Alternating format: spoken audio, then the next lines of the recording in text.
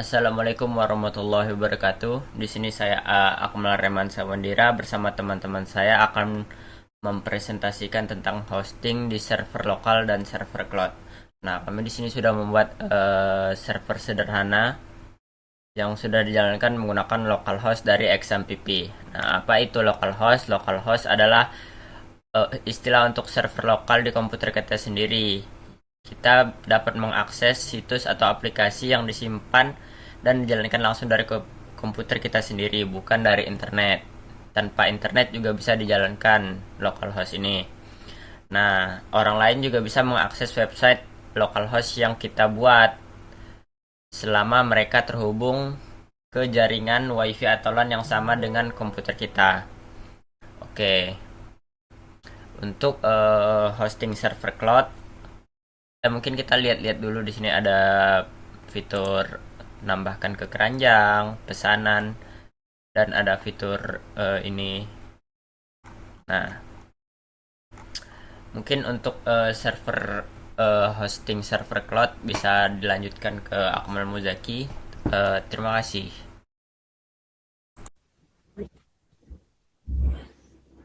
Nah, di sini Akmal Zaki akan menjelaskan bagaimana caranya menghosting web yang sudah ditampilkan oleh teman saya, sebelumnya itu akan saya hosting ke cloud server. Nah, di sini di sini saya menggunakan GitHub dan fitur yang tersedia dari mereka yaitu adalah GitHub Pages.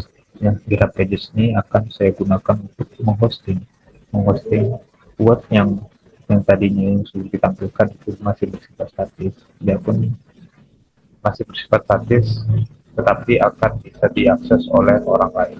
Nah, langsung saja.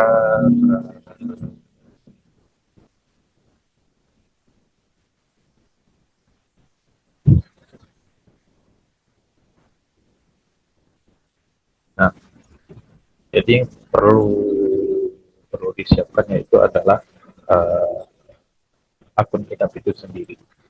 Terus setelah mempunyai akun GitHub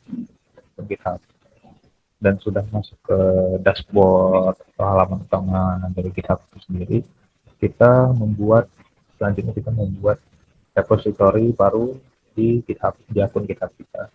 Caranya yaitu lihat ke ada icon plus di ujung kanan atas itu kita pencet atau kita klik new repository. Nah, di sini kita akan membuat repository dengan nama dengan host. Ya, oke, untuk selanjutnya ini bebas mau diisi atau enggak. Deskripsinya bebas mau diisi atau enggak, dan terus pun visibility-nya itu bebas mau di set ke public atau private tergantung kebutuhan kita selanjutnya. Nah, karena saya ini hanya sekedar tugas, ini saya set ke public saja. Dan untuk seterusnya itu, untuk yang ini bebas, nggak perlu setting ke yang lain, cukup dikosongkan saja dan biarkan default. Nah, selanjutnya itu create repository. Ketika sudah membuat repository, kita akan diarahkan ke halaman selanjutnya, yaitu halaman yang ini.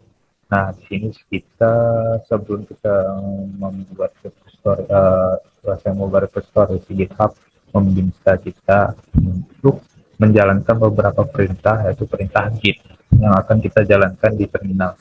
Nah, sebelum untuk menjalankan perintah tersebut, kita harus mendownload software Git itu sendiri. Bisa langsung masuk ke web resmi mereka yaitu git-sdm.com. Nah, setelah mendownload dan menginstal, kita bisa menjalankan sintak atau komen atau perintah Git ini. Selanjutnya, karena saya sudah menginstal, saya akan lanjut ke Visual Studio Code dan membuka terminal di situ.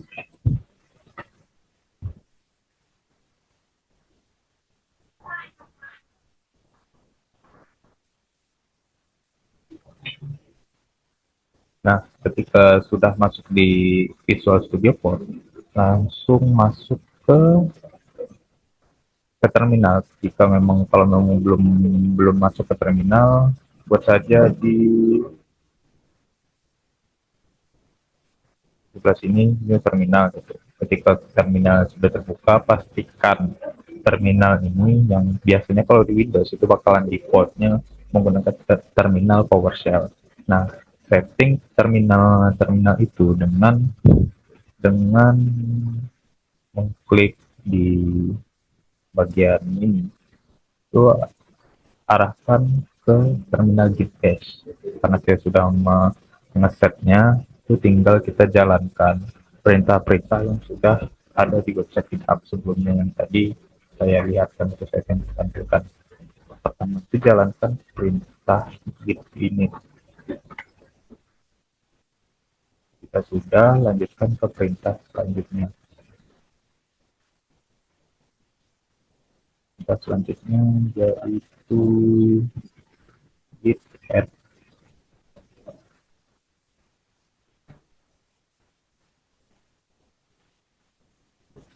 git add titik enter ke perintah selanjutnya yaitu git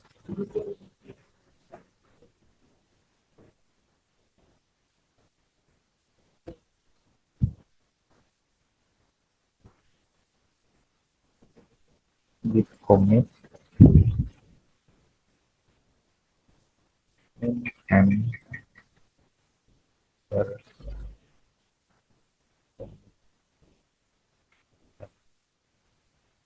Oke, lanjutkan ke sintaks selanjutnya yaitu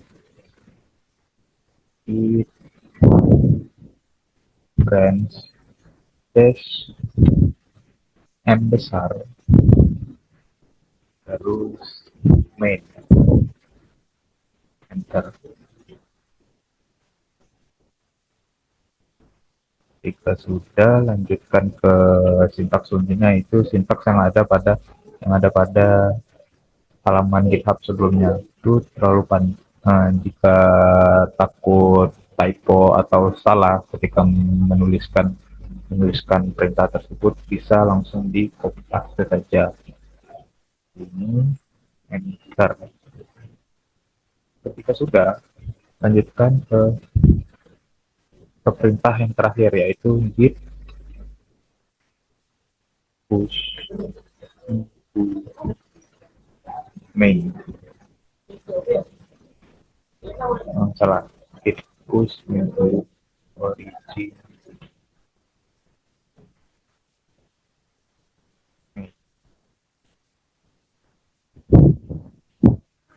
enter.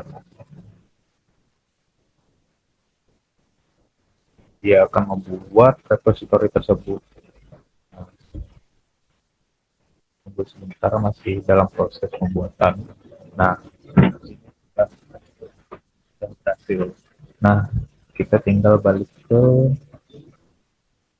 ke halaman GitHub sebelumnya.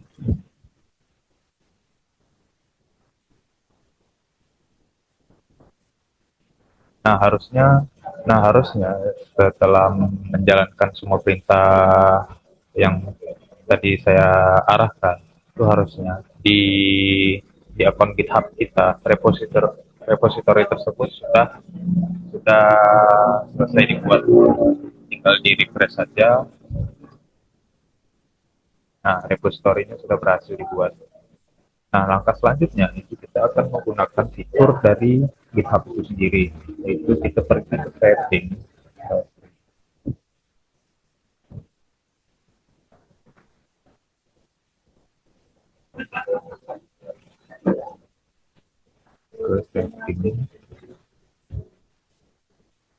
masuk, lihat di bagian bar kiri itu kita masuk ke halaman pages. Nah, disinilah fitur GitHub Pages agar website yang tadi yang sudah ditampilkan itu bisa diakses oleh orang lain. Tapi di sini perlu kita setting sedikit atau kita konfigurasi sedikit. Di bagian build and deployment itu biarkan saja. Dan di bagian branch yang awalnya di set ke non itu kita set ke main. Nah, setelah itu tinggal kita save saja. Oke, sudah. Nah, dengan ini seharusnya website kita yang awalnya yang tadi sudah disampaikan oleh rekan saya yang hanya bisa diakses oleh localhost atau misalkan mau diakses oleh perangkat lain itu harus harus menggunakan koneksi yang sama dengan saya menjelaskan cara bagaimana menghosting website tersebut ke cloud server. Seharusnya cloud server menggunakan GitHub Pages. harusnya harusnya website tadi itu sudah bisa diakses oleh orang lain tanpa harus menggunakan koneksi yang sama. Nah, sebagai uji coba kita bisa ketikkan alamat URL, yaitu username dari saya yang melakukan hosting ke GitHub tersebut. Terus username-nya .github .github.io/ nama folder repository dari GitHub kita sebelumnya, yaitu hosting.com.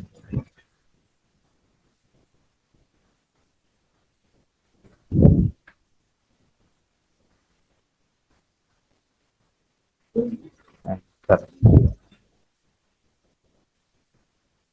nah, di sini websitenya sudah berhasil di hosting ke server cloud dan bisa dilihat untuk websitenya sudah berjalan. Misalkan saya pencet untuk lihat menu, dia akan mengarahkan ke bagian section menu. Misalkan saya pencet di daftar produk ini, produk maba ini saya masukkan ke keranjang, dia akan bisa memasukkan ke keranjang dan seterusnya. Nah, sekian itu yang saya jelaskan. Saya serahkan ke rekan saya lagi. Namun untuk rekan saya boleh untuk diuji coba dengan mengakses URL ini. Apakah untuk memvalidasi apakah apakah website ini sudah berhasil di hosting ke server cloud. Sekian dan terima kasih.